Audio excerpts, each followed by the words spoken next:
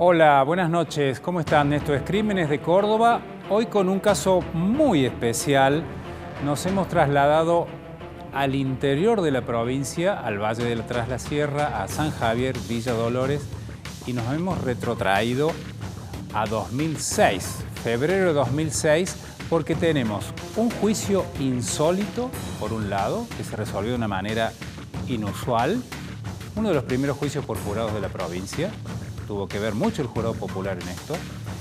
Y un acontecimiento cruento, un crimen de los más dolorosos, el de una mamá a su bebé recién nacida en el baño de una casa de San Javier, una adolescente prácticamente de 19 años, de muy escasos recursos socioculturales, decidió matar a su bebé recién nacida. La parió en el baño y allí la mató. A raíz de esto hubo un juicio y una condena social inicial en contra de María Elizabeth Díaz, Eli Díaz. Pero esta persona, como vamos a dar en llamar el capítulo de hoy, pasó de victimaria a víctima. Les propongo, a partir del repaso de lo que sucedió en la sentencia del juicio, comenzar a conocer este caso realmente muy interesante. Escuchemos y veamos. Es muy interesante este juicio. El tribunal, integrado con jurados populares y por mayoría de estos últimos, resuelve absolver a María Elizabeth Díaz de condiciones personales ya relacionadas por el hecho que se le atribuían las requisitorias fiscal de citación a juicio obrante a foja 189-195, calificado como homicidio agravado por el vínculo. Se trata de la Cámara del Crimen de Villa Dolores, que absolvió en fallo dividido a María Elizabeth Díaz, de 19 años, la joven que estaba acusada de haber asesinado a su beba recién nacida. Todo sucedió aparentemente fruto de una violación, en un juicio en que el determinante fue el voto de los jurados populares. 6 de los 8 jurados legos consideraron que Elizabeth debía ser absuelta, mientras que los 2 camaristas técnicos que votaron lo hicieron por la condena, al igual que los 2 jurados populares restantes. La prueba científica, que es la prueba pericial, me parece que ha aportado un enorme porcentaje de luz, por así decirlo, para esclarecer y contribuir a aclarar el estado y la psiquis y la estructura emocional de una mujer. No solo una mujer al momento del nacimiento, sino una mujer al momento del nacimiento con esta estructura de personalidad y con esta estructura de psiquismo que tiene Elizabeth Díaz desde prácticamente su primera infancia. Gracias a Dios de tener nuevamente en casa ahora. ¿Creías realmente que le iban a dar la libertad? No pensé nunca, la verdad que nunca pensé. ¿Por qué? ¿Por qué? Y era una pena, era algo malo lo que había pasado y bueno, nunca pensé esto. ¿Vos sabías algo de ella, de lo que estaba padeciendo, de este sujeto que la violó durante 10 años? No supe nunca nada. ¿La institución siente un precedente de importancia en orden nacional? No, yo creo que no, porque cada caso es totalmente distinto a los demás. ¿Precedentes? ¿En qué sentido? ¿De esta misma sentencia? Bueno, hemos nosotros a lo mejor dictado, no lo recuerdo con precisión, antes de que estuviera el sistema de los jurados populares, podemos haber dictado como Cámara una sentencia absolutoria en un caso como este, pero le vuelvo a repetir, cada caso es totalmente distinto al anterior y fundamentalmente la prueba de cada caso permite que se resuelva en uno u otro sentido sin que eso implique ningún tipo de precedente, digamos, que obligue al tribunal después en otro caso parecido a pronunciarse igual. ¿Conforme con esta sentencia? Y por supuesto que no estoy conforme, porque si pedí 8 años porque estaba convencido que efectivamente ha habido, aunque limitada, había un estado de conciencia de parte de la imputada y bueno, con las atenuantes que se habían solicitado creíamos que esa era la pena justa. Aclaramos, al final José Luis Serioni era fiscal de Cámara. Él fue el que había pedido una pena de 8 años de prisión. Fue un desenlace inesperado el del juicio porque el jurado popular la salva a Eli Díaz de la condena casi segura. ¿Por qué? Porque en el juicio, en el debate, se descubrió, cuando fue a testificar quién era el patrón de los padres de ella, que la estaba violando desde los 9 años hasta los 19 años. Eso hizo que ella quedara embarazada, luego hubo un ADN y se comprobó que él era el violador y el papá de la criatura que había muerto. Vamos a conocer mejor quién era. Decíamos que Eli Díaz era una persona muy vulnerable. ¿Quién era Eli Díaz?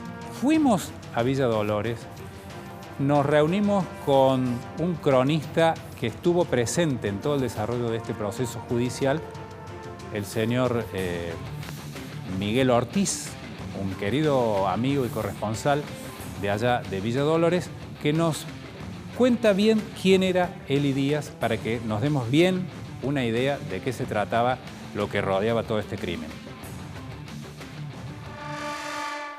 Eli nace en Villa Dolores en el seno de una familia muy particular. Su papá era un hombre ya grande cuando se junta con su mujer, que era una chica joven y con alguna debilidad mental. Forman esta familia que luego va a tener 7 hijos. Eli es la segunda hija, la más grande de las mujeres, y se van a vivir a San Javier. Eli crece ahí. Ellos vivían lejos del centro, subiendo hacia la montaña. Y la verdad que crecen en una familia con una altísima vulnerabilidad. Sus padres eran jornaleros, pero ganaban muy poco. Eli es conocida, se la había visto, por ejemplo, vendiendo pan casero en la plaza de San Javier y siempre cuidando a sus hermanitos. Sus maestras de la escuela primaria de San Javier les recuerdan como a una chica casi muda, que no se comunica, no hablaba, pero sí se comunicaba con todos sus hermanitos, a quienes cuidaban con una llamativa actitud maternal, ¿no? Esa era la Eli, así se la conocía y bueno, muy chica empieza a trabajar en casa de familias adineradas de San Javier. Entonces ahí extrañó mucho la noticia cuando se supo que la tarde del 8 de febrero del año 2006, ella tenía 19 años, da a luz sin ningún tipo de asistencia, sola, en un baño, da a luz a su bebé, que era una nena, y de inmediato le quita la vida, de una manera muy cruenta, ¿no?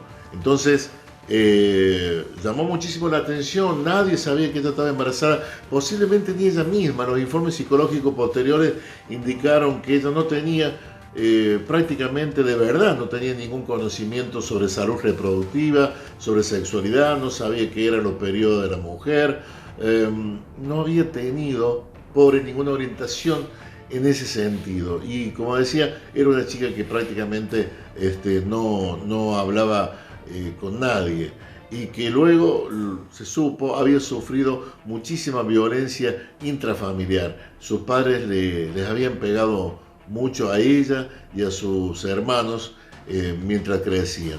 Bueno, Eli quedó imputada de homicidio calificado por el vínculo por el entonces fiscal de Villa Dolores, Emilio Andruet, y estuvo presa en Bower durante 9 meses, que para ella fueron muy duros, pero también muy particulares según su relato, ¿no? Lo cierto es que, bueno, estuvo 9 meses hasta que llegó su juicio en noviembre de ese mismo año 2006, y bueno, el 26 de noviembre fue absuelta.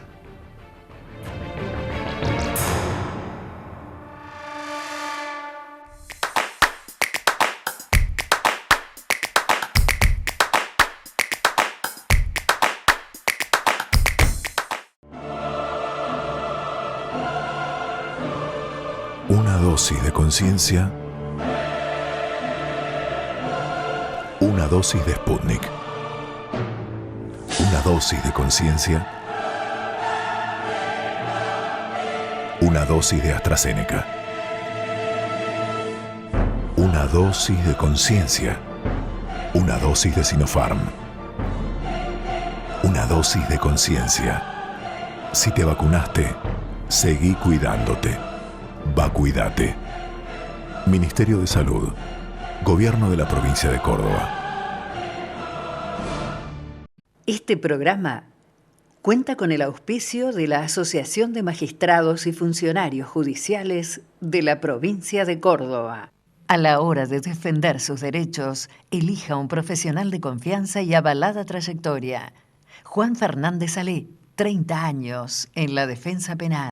Estudio Jurídico Arias, abogados, agentes de la propiedad industrial, patentes y marcas. Alasia es noticia, un resumen indispensable con lo que tenés que saber al iniciar el día. Alasia es noticia, periodismo para la gente, por Continental, gente de radio. Sabemos que todavía hay dudas sobre cómo inscribirse para la aplicación de la vacuna contra el COVID-19. Por eso, el Defensor del Pueblo dispuso personal presencial capacitado para resolver dificultades y concretar el proceso. Los interesados, en especial personas mayores, serán asesorados sobre el uso de la plataforma Ciudadano Digital. Deben presentarse con DNI en De Anfunes 352, Córdoba Capital, en el horario de 9 a 14 horas. Ante cualquier consulta, comunicarse al 0800-777-0337, de 9 a 14 horas. Defensor del Pueblo de la Provincia de Córdoba. De Allende, Gianotti, Aguirre Mosquera y Longobardi, abogados especialistas en Derecho Penal Económico. Estudio Ortiz Pellegrini y Asociados, Derecho Penal, Penal Económico, Asuntos Administrativos, Constitucionales, Civiles y Comerciales, Contenciosos Administrativos y de Familia. Bueno, a nosotros nos encantan las carteras, las vendíamos antes desde en casa, se nos ocurrió poner un local, pensamos en Güemes porque tiene mucha onda, igual que las carteras. Encontramos este local y ni lo dudamos, a pesar de la pandemia. Y bueno, tuvimos que hacer la habilitación online, una pavada, súper fácil, rápido, cargamos todo sin problema y la tuvimos al top. Así que estamos chochas, súper felices, las clientas también enamoradas de las carteras. Ahora, habilitar tu comercio es fácil, simple y rápido. Entrá a la página de la Municipalidad de Córdoba, cliquea en Ciudad Moderna y Digital y seguí los pasos para la habilitación de tu negocio o empresa desde cualquier dispositivo. Porque sabemos que tu tiempo es valioso, creamos Habilitación Online de Negocios, un servicio de la Municipalidad para hacerte la vida más fácil. Córdoba Capital.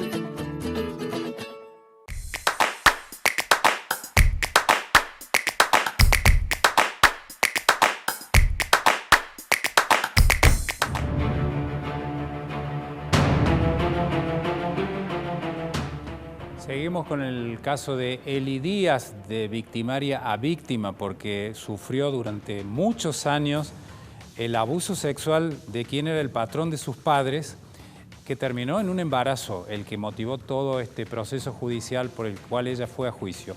Vamos a repasar también en la voz de Miguel Ortiz lo que fue ese juicio. Él nos cuenta como testigo vivo de lo que fue aquel proceso judicial, ese debate público y oral en la Cámara del Crimen de Villa Dolores.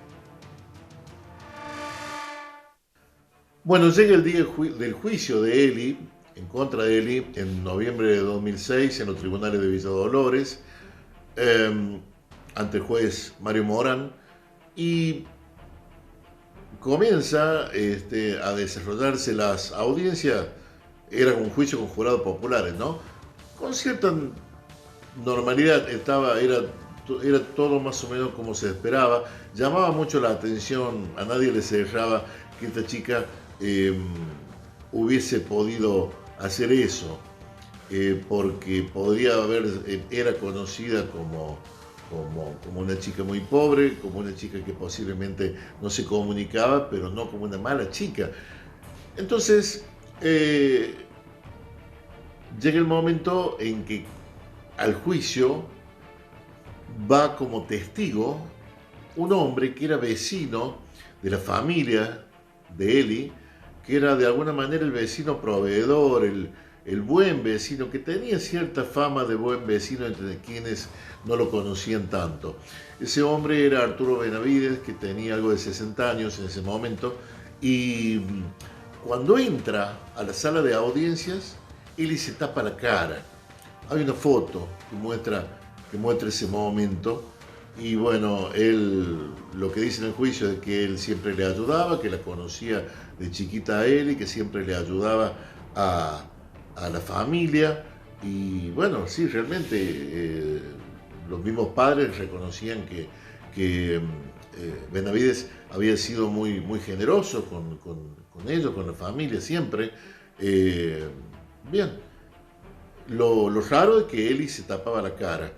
Benavides deja de declarar, se va, hay un cuarto intermedio y con otros periodistas nos acercamos a Eli y que no hacía otra cosa que llorar y mantener su cara tapada. Le preguntamos por qué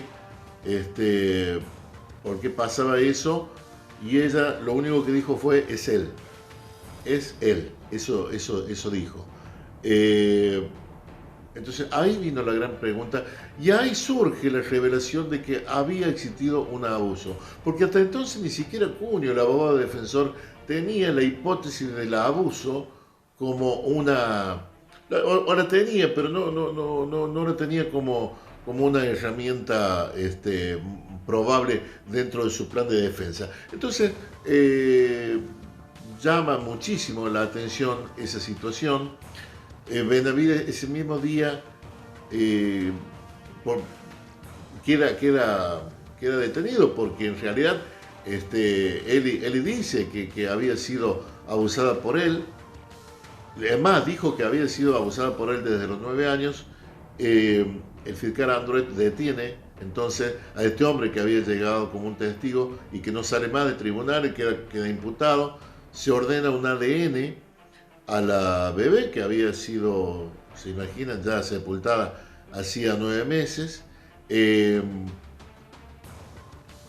Esto no fue inmediato, pasa el tiempo y en ese tiempo espontáneamente muchos vecinos de San Javier, bueno, no sé si muchos, pero varios, llamativos, sin ser convocados, van solos a declarar en contra de Benavides. Entre ellos, por ejemplo, un empleado de Benavides que cuenta cómo este hombre se jactaba de sus encuentros sexuales con la niña. Se hace el ADN y se confirma que esa bebé había sido había sido procreada por Benavides, ¿no? Esto vino prácticamente a cerrar a esa altura porque el ADN se hace recién en diciembre. Ya casi no quedaban dudas por toda la declaración y por todo un montón de otras pruebas que involucraban a Benavides. Bueno, por supuesto, tuvo mucho que ver en esto la comunidad toda de San Javier. La comunidad de San Javier había hecho marchas en favor de Eli, sobre todo las maestras de Eli la defendían a capa y espada, ni hablar cuando se supo que todo había sido producto de un abuso, ¿no? Que esta chica había sido abusada desde muy pequeña. Y bueno, en realidad esa fue algo muy inquietante, muy fuerte. Qué interesante, porque el mismo Miguel Ortiz, junto a otro periodista, es quien logra dilucidar quién era Benavides, el causante de todo esto con tantos años de abuso y el padre de esa criatura, ¿no? De esta manera, el jurado popular tuvo otra visión. Técnicamente, un jurado de cátedra hubiera condenado a Eli. Se me ocurre comparar esto con lo que sucedió en junio de 2005, pocos meses antes de lo que pasó en Jujuy. Junio de 2005, el caso Tejerina, Romina Tejerina, también había sido violada y cuando pare tiene una criatura que ve el rostro del violador, entonces también la mata. Pero es condenada a 14 años de prisión. Distintas fueron las suertes de una y de otra para la misma época. Aquí con jurado popular, Eli Díaz tuvo mejor suerte. Otra visión, la del jurado popular, que sorprendió a todos. Vamos a ver qué nos dice Miguel Ortiz, testigo de aquel juicio, por qué la absolvieron a Eli Díaz. Bueno, ¿por qué Eli es absuelta? Era un juicio con jurados populares donde de 8, 6 votaron por la absolución y 2 por la condena de Eli. José Luis Serioni, el fiscal de Cámara, pidió una condena de 8 años como si fuese un homicidio simple, y Cuneo, el abogado de Eli, el defensor, en una defensa realmente brillante y conmovedora, donde hasta lloró muchísimo, pidió que Eli fuese absuelta. En aquel tiempo se comparó mucho este caso con el de Romina Tejerín en Jujuy, que también le había quitado la vida a su bebé luego de haber sido violada. La diferencia era entre el sistema judicial de Jujuy, que no tenía jurados populares, y el de Córdoba, que sí lo tenía. Entonces pesa mucho la decisión de la comunidad en este caso, porque quizá en términos de justicia pura, si Eli hubiese tenido una condena, quizás no tan pesada, pero algún tipo de condena hubiese tenido. ¿Pero por qué fue absuelta? Bueno, porque había dos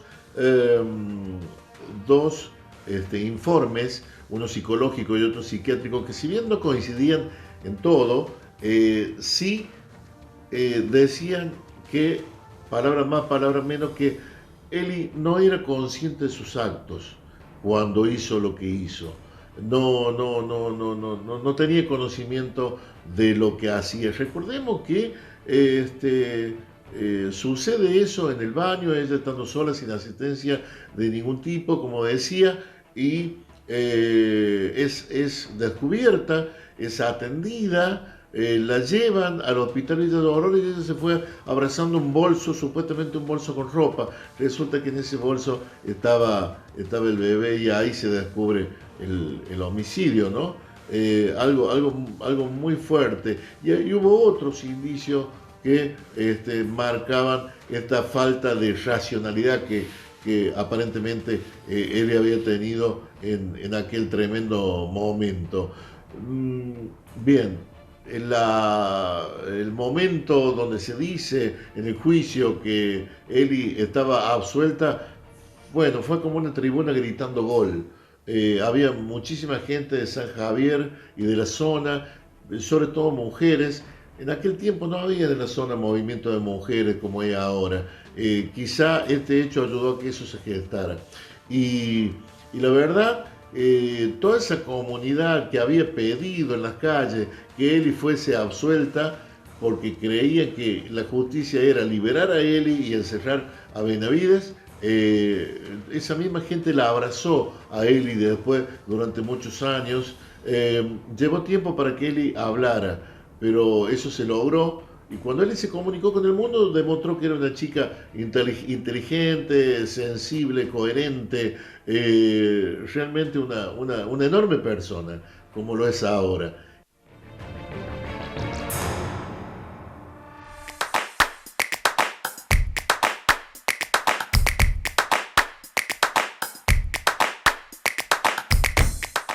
Por la época de sequías y la imprudencia de unos pocos, los cordobeses estamos en situación de incendios extremos. Tomá conciencia urgente. No quemes basura y restos de poda. No tires colillas de cigarrillos o fósforos encendidos en el campo, bosques o zonas arboladas. Si se inicia fuego en el pasto y no alcanza intensidad, apagalo golpeando la llama con una manta o bolsa, si es posible mojada. Si estás en situación de riesgo, seguí las instrucciones de los bomberos o autoridades a cargo. Pedí asistencia llamando a la policía al 101, a bomberos al 100 o al 0800-888-38346. Estudio Jurídico Arias, abogados, agentes de la propiedad industrial, patentes y marcas. Alasia es noticia, un resumen indispensable con lo que tenés que saber al iniciar el día. Alasia es noticia, periodismo para la gente, por Continental, gente de radio.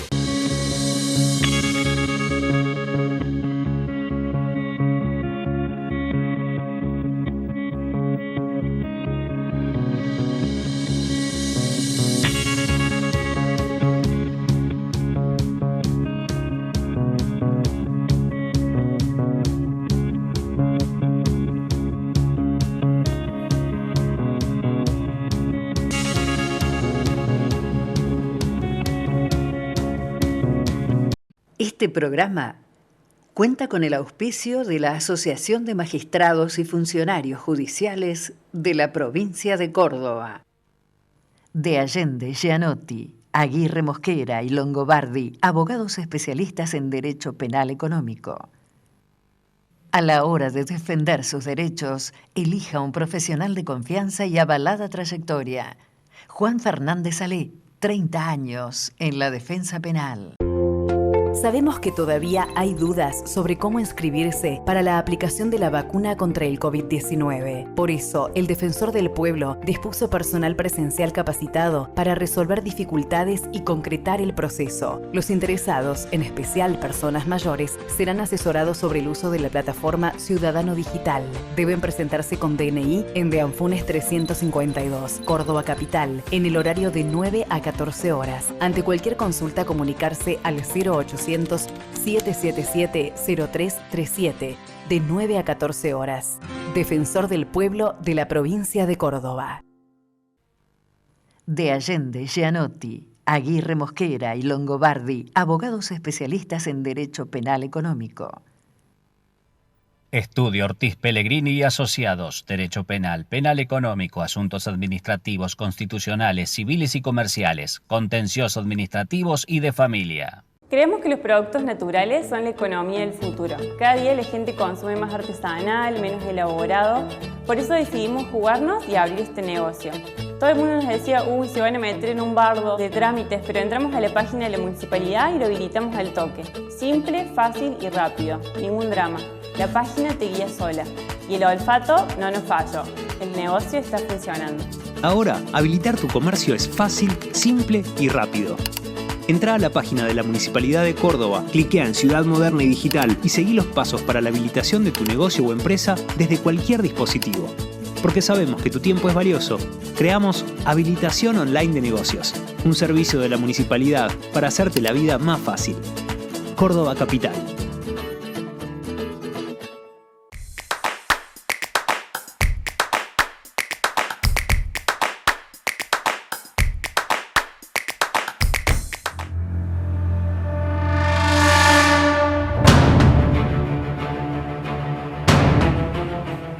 Y en el último bloque de este primer programa del caso Eli Díaz, de victimaria a víctima de un abuso sexual en este caso, vamos a repasar lo que fue la conmoción por este fallo del jurado popular para algunos juristas, para algunos hombres del derecho, para técnicos de la ciencia jurídica, que trataron de ver de qué manera, o explicar de qué manera se producía una absolución como esta.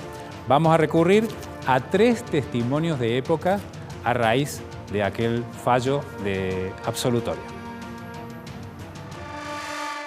Y los jueces, en este caso en particular, tengo entendido que han votado obviamente por haciendo minoría, pero también quiero aclarar que su criterio respecto de lo que era la culpabilidad o inocencia, no meramente cuestiones técnicas o aplicación de la ley penal, sino respecto de lo que correspondía valorar las pruebas en orden a la conducta de la imputada y las circunstancias que la rodearon, han sido valoradas en un ámbito común, en donde los jueces han tenido la posibilidad no solo de exponer anticipada o conjuntamente sus razones, sino también hasta de convencer con ellas. Esto no ocurrió, y en este sentido no quiero decir que hayan errado unos y acertado otros, o todo lo contrario. Lo que pasa es que en un tribunal que se integra de manera colegiada, las decisiones se toman por mayoría, y lo único que se exige es que esas decisiones sean fundadas. Esto fue un desastre anunciado. Primero digo que a mí me gustan los jugados populares, es decir, están en la Constitución y realmente me gustan. Lo que pasa es que su implementación en Córdoba tiene una serie de defectos, ¿no? Este es un caso paradigmático, por ejemplo. Los 3 jueces letrados dicen que es culpable, los 6 jurados dicen que no es culpable, y ahora la sentencia debe fundarse conforme a la sana crítica, lo visto y lo oído por los jueces, supongo, letrados, que bueno, supongo que esa sentencia va a tener serios vicios de fundamentación, porque uno tiene que fundamentar lo que no cree, lo cual es realmente una contradicción, ¿no? Falta pulir el sistema. Esta fue una ley que se hizo a los apurones, y a mí me parece que hay que perfeccionarla. Era una cuestión totalmente previsible. Los jurados populares sobrepasaron la posibilidad de los fundamentos y argumentos técnicos que tenían que dar los jueces en la materia. Es decir, los jurados populares no son una garantía jurídica para quien está sometido a un proceso. Usted no se puede hacer operar con un arquitecto, se tiene que hacer operar con un médico. Y una persona sometida a proceso, sentada en el banquillo de los acusados, tiene que ser sometida a proceso con jueces que entiendan sobre la materia. Bueno, opiniones de los más variopintas, ¿no? Interesantes, por cierto.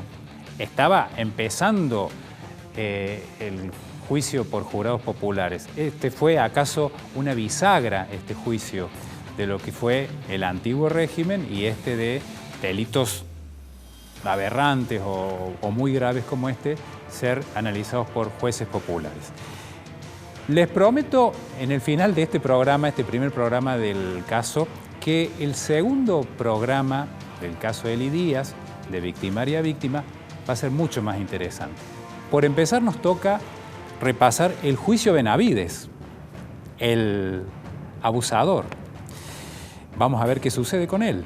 Quedó detenido ese mismo día en el juicio cuando descubrieron que era él el probable abusador, luego se comprobó por ADN, etcétera. También vamos a repasar las costumbres de Traslasierra y de algunas regiones del interior de la provincia y acaso del país, donde es natural o naturalizado el abuso sexual intrafamiliar. Esto lo va a decir nada más ni nada menos que la propia víctima. Vamos a hablar con la víctima que hoy nos recibe en Villa Dolores y vamos a tener la posibilidad de repasar con ella cómo fue este caso. Hoy ya se sienta con una madurez y una lucidez increíbles a repasar lo que fue aquel caso de hace 15 años. Nos despedimos de esta manera. Espero que les haya gustado el programa de hoy, el enfoque que le hemos dado, y les prometemos muy interesante segundo programa de Crímenes de Córdoba para el martes que viene. Gracias por acompañarnos, muy amables.